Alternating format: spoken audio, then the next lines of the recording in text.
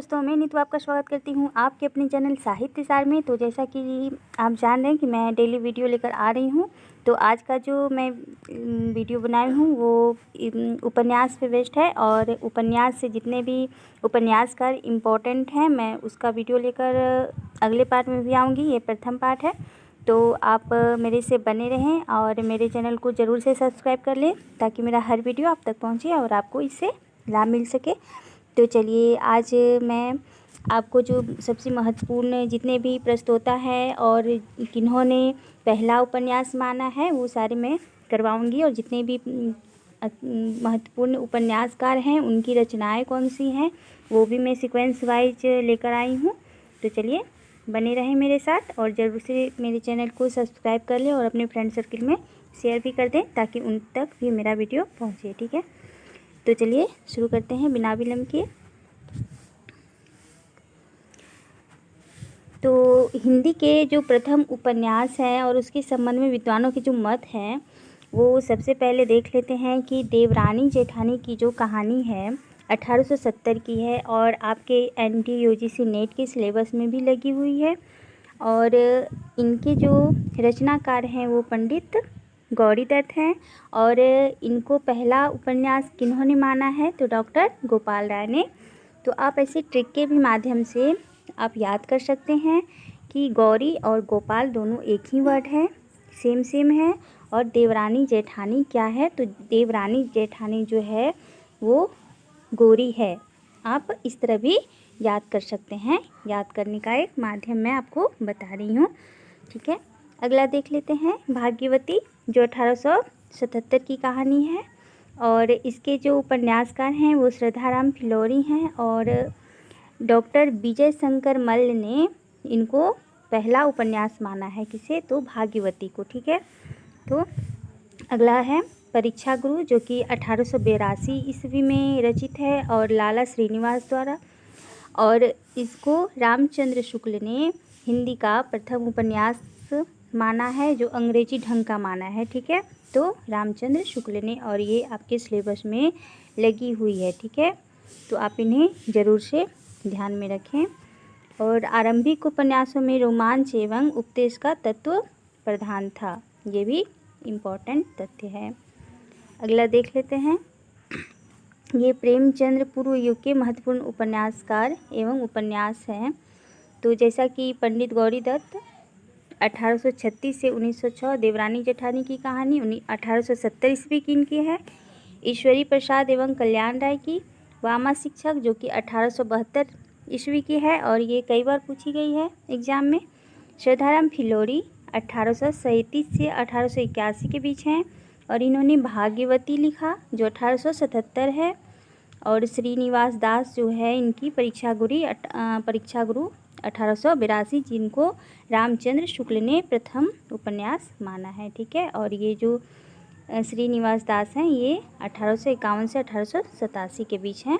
ठीक है, अगला देख लेते हैं, ये बालकृष्ण भट्ट जो हैं और इनका जो समय अवधि है ये 1844 से 1914 के बीच हैं ये। और इनकी जो महत्वपूर्ण उपन्यास हैं वो रहस्य कथा, जो कई बार ही पूछी गई है और अभी भी पूछी जा रही है। तो इनका टाइम पीरियड आपको याद होनी चाहिए, 1879 के बीच है। नूतन ब्रह्मचारी 1886, 100 अजान एक सुजान ये 1882 की है। और सद्भाव का अभाव ये अधूरा इनका उपन्यास है, तो ये आपको ध्यान में होनी चाहिए। ठीक है, कुछ तथ्य देख लेते हैं।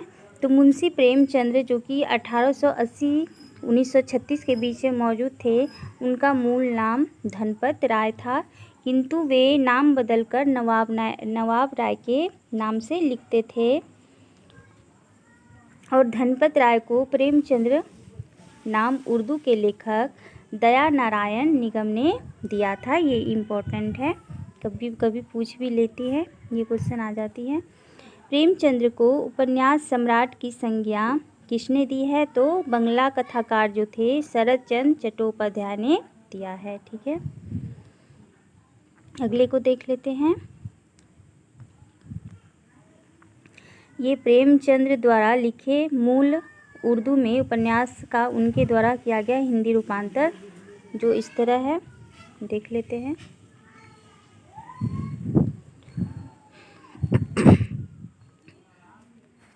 असरारे मवादिद जो 1903 से 1905 के बीच लिखी गई थी और इसका हिंदी रूपांतर उन्होंने देवस्थान रहस्य के नाम से किया, जो 1905 में लिखी गई या प्रकाशित हुई।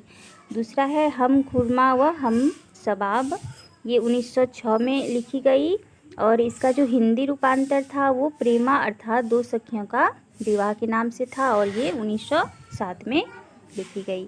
किसना जो कि 1907 में था, किसना का ही हिंदी रूपांतर गबन है जो 1931 में रची गई है। जलवाए इशार जो 1912 में रचित है और इनका जो हिंदी रूपांतर उन्होंने किया है वो वरदान के नाम से 1921 में। बाजारे हुस्न जो 1918 है, यहाँ पे 17 है पर यहाँ 17 है, जो उर्दू में लिखी है उन्होंने 17 में लिखी है और जो हिंदी उसका रूपांतर है वो एक साल बाद सेवा सदन जो 1918 में रची गई है। उसके बाद गौशाए आफियत जो कि हिंदी रूपांतर प्रेमाश्रय है 1922।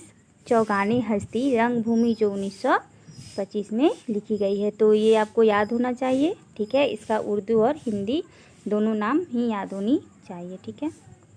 अगले को देखते हैं, कुछ तथ्य है उनके बारे में। असरारे मवादिद जो प्रेमचंद का प्रथम उपन्यास है, ठीक है। सेवा सदन प्रेमचंद का पहला प्रौढ़ हिंदी उपन्यास है। तो क्वेश्चन अगर आए कि प्रेमचंद्र का पहला प्रौढ़ हिंदी उपन्यास कौन सा है तो वो सेवा सदन ही मानी गई है, ठीक है।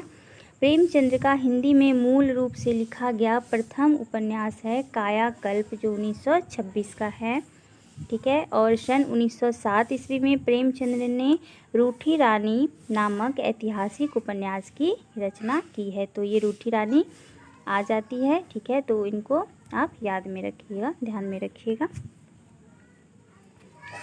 अगले देख लेते हैं, इसका सीक्वेंस भी लेकर आई हूँ मैं।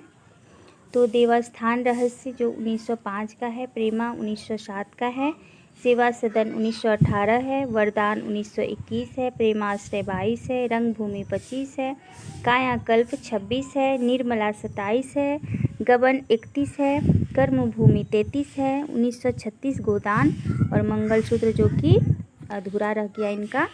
तो आप इनको अच्छे से याद कर लें, ध्यान में रखें, यहाँ से क्वेश्चन पूछी ही जाती है प्रेमचंद्र की उपन्यासों से, ठीक है।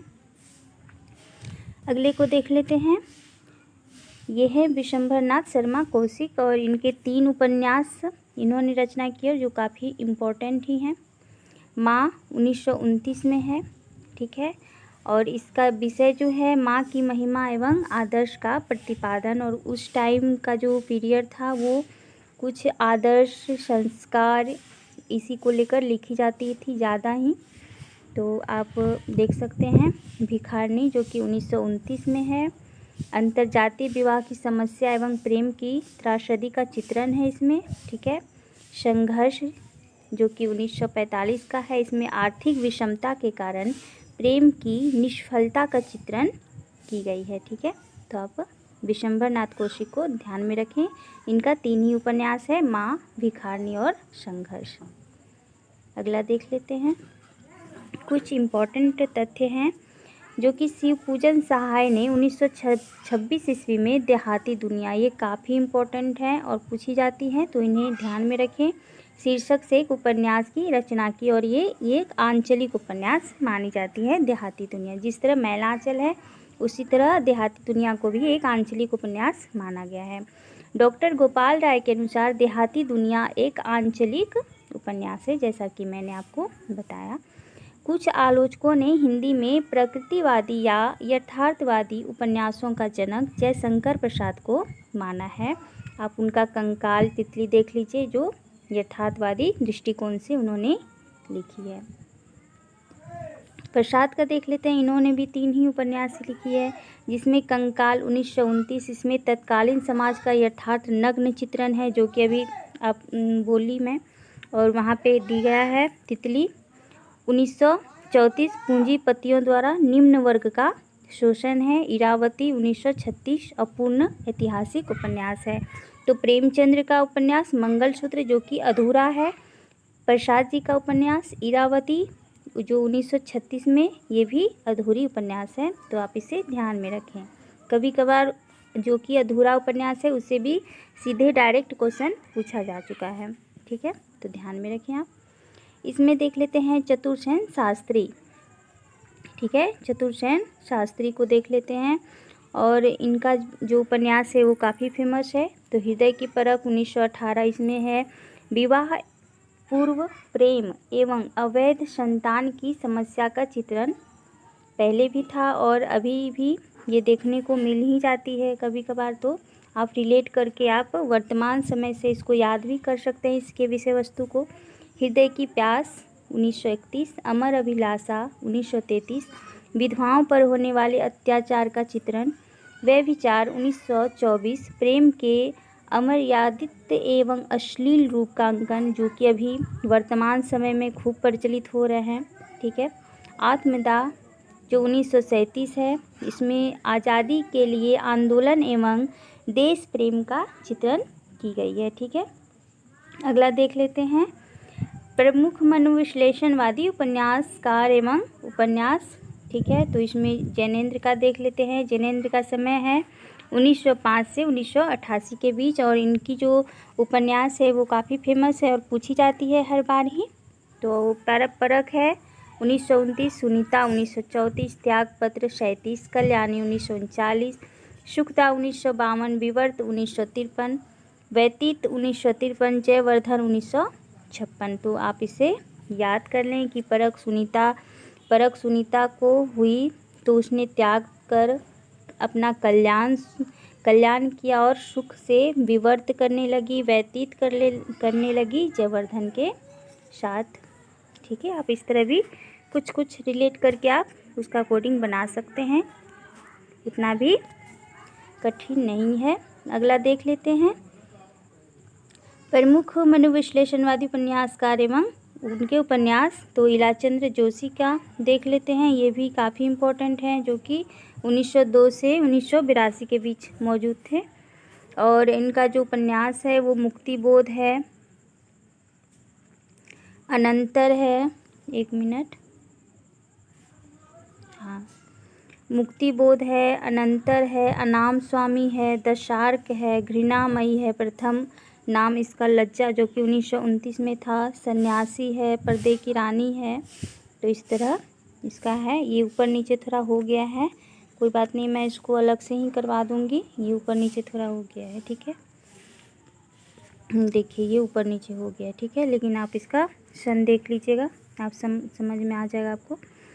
प्रेत और छाया 1944, निर्वासित 1946, मुक्तिपथ 1948, सुबह के भूले 1951, जिप्सी 1952, जहाज का पंछी 1954, ऋतुचक्र 1969, भूत का भविष्य 1974 और कवि का प्रेयसी 1976, ठीक है। ये काफ़ी इम्पोर्टेंट हैं, ये जितने भी करा रही हूँ मैं।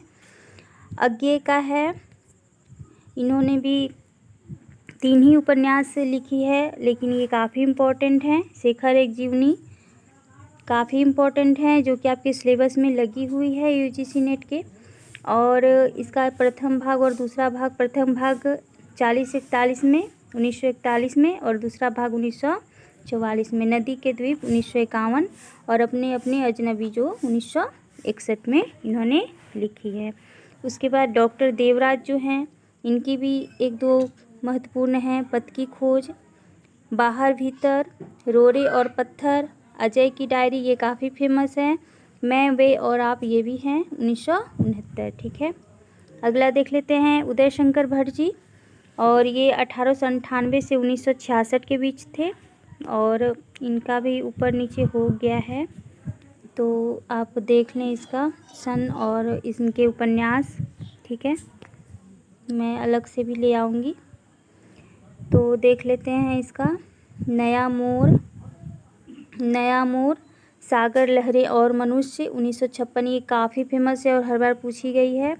लोक परलोक, ठीक है, शेष अशेष 2 अध्याय, उसके बाद दोहरी आग की लपट, दूसरा सूत्र।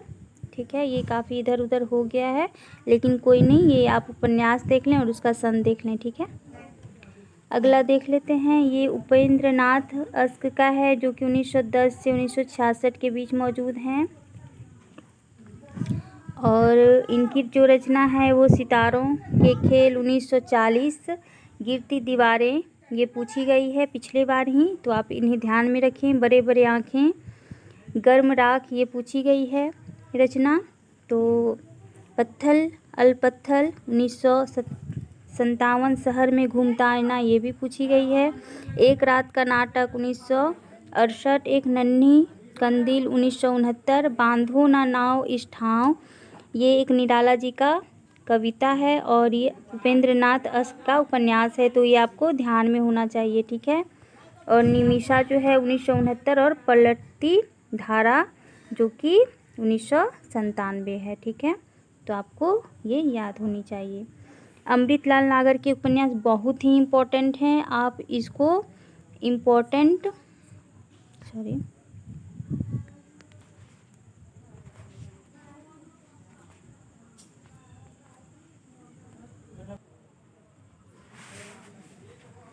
अमृतलाल नागर 1916 और 1960 के बीच हैं और इनकी उपन्यास काफ़ी इम्पोर्टेंट हैं, जिसमें महाकाल 1947, सेठ बांकेलाल 1955, बूंद और समुद्र, ये काफ़ी इम्पोर्टेंट हैं। 1956 शतरंज के मोहरे 1959, सुहाग के नुपुर 1960, अमृत और विष 1966, सात घूंघट वाला मुखरा 1968 और एकादानामिश राय 1972। ठीक है, अगला देख लेते हैं। मानस का हंस, जो कि सिलेबस में आपका लगा है 1972, नाच्यो बहुत गोपाल 1978, खंजर नयन 1981, बिखरे तिनके 1982, अग्निगर्भा 1983, करवट 1985 और पीढ़ियाँ 1990। तो इनके जो उपन्यास है ना वो वेरी वेरी इम्पोर्टेंट है, आप इन्हें ज़रूर से देख लें और ये पूछी जाएगी। ठीक है, भीष्म सानी, ये भी बहुत ही इम्पोर्टेंट है।